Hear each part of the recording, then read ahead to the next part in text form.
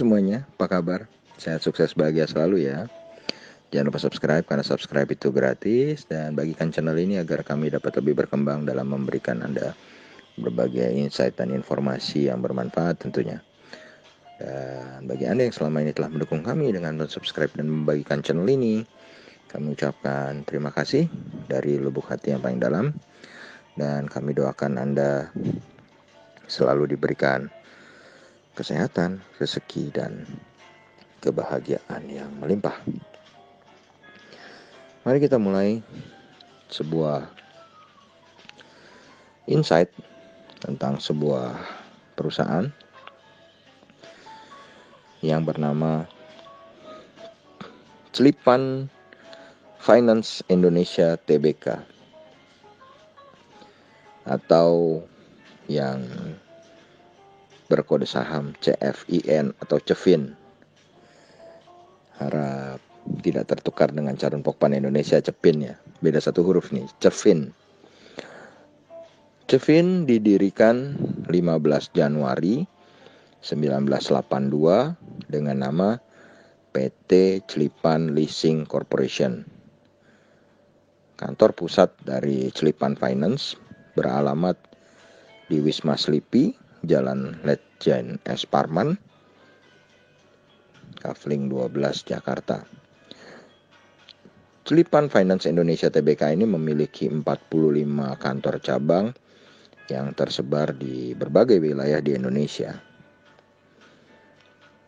Induk usaha dari Celipan Finance adalah Bank Panin atau Bank Pan Indonesia Tbk atau PNBN, sedangkan induk usaha terakhirnya adalah PT Panin Investment. Berdasarkan anggaran dasar perusahaan, ruang lingkup kegiatan dari CFIN atau CEFIN adalah sebagai perusahaan pembiayaan, yaitu sewa pembiayaan, pembiayaan konsumen, dan anjak piutang. Kegiatan utama dari Celipan Finance adalah fokus di bidang pembiayaan konsumen otomotif retail, anjak piutang, sewa pembiayaan, alat-alat berat, tongkang, tugboat, mesin-mesin produksi, peralatan dan kendaraan bermotor. Kemudian kalau kita lihat di pasar modal Indonesia sendiri, CEFIN atau Celipan Finance Indonesia ini diperdagangkan dengan nilai pasar atau market capital sebesar 812,84 miliar rupiah. Dengan harga saat ini adalah 204 rupiah. Kemudian CEFIN ini sendiri sebenarnya sudah melantai di pasar modal Indonesia cukup lama, dimulai dari 27 Agustus 1990. Dengan pemegang saham utamanya adalah PT Bank Pan Indonesia atau Panin Bank dengan total 51,48%. Kemudian BBH Luxembourg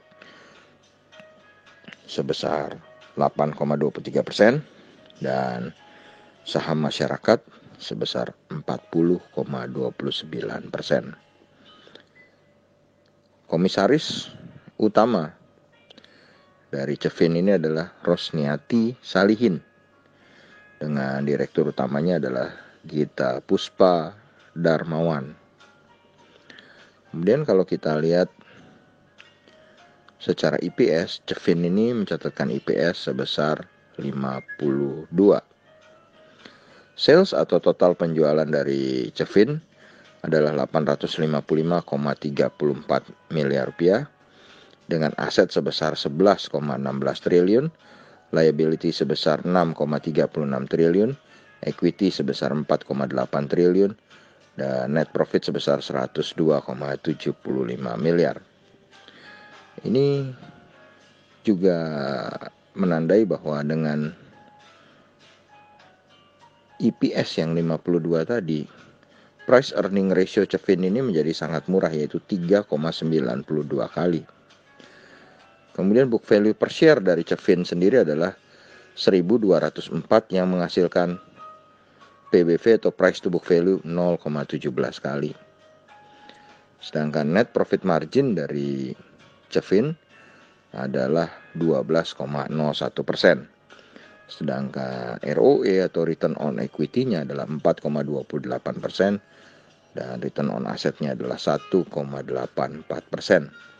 Jadi kalau kita lihat, Cefin adalah sebuah perusahaan yang memiliki profitability yang lumayan dengan net profit margin yang 12% dan valuasi yang sangat murah. Ini PBV 0,17 kali dan PER 3,92 kali. Kemudian kalau kita lihat secara year to date, sebenarnya harga Cefin saat ini masih bisa dikategorikan murah karena pergerakan harga Cefin sendiri secara year to date adalah 150 sampai 284. Sedangkan secara 5 years-nya nilai terendahnya tetap 150, sedangkan nilai tertingginya adalah 410. Kemudian kalau kita lihat lagi, investor asing saat ini mencatatkan net foreign sale atau total jual bersih selama 1 bulan terakhir di Cefin ini sebesar 11,97 miliar rupiah. Sedangkan kalau kita lihat secara year to date atau dari awal tahun, maka investor asing mencatatkan total nilai jual bersih sebesar 19,71 miliar rupiah. Kemudian kalau kita lihat dari dividen, maka Cefin ini kelemahannya adalah tidak pernah membagikan dividen. Demikianlah sebuah insight mengenai sebuah perusahaan financial bernama CFIN atau Klippen Finance Indonesia Tbk yang merupakan hanya sebuah pemberitahuan informasi, bukan ajakan bagi Anda untuk membeli. Dan kelebihan dari CFIN ini adalah valuasinya yang betul-betul murah dengan PBV hanya 0,17 kali dan PER 3,92 kali. Net profit marginnya cukup lumayan 12%. Yang sangat disayangkan adalah dalam beberapa tahun terakhir ini, dari tahun 2015 sampai tahun 2020 tidak tercatat pernah membagikan dividen. Demikianlah sedikit insight tentang sebuah perusahaan finance ini. Semoga bermanfaat. Tetap sehat, tetap semangat, maju terus dalam capai profit maksimal di pasar modal Indonesia. Dan jangan lupa untuk selalu berusaha bahagia.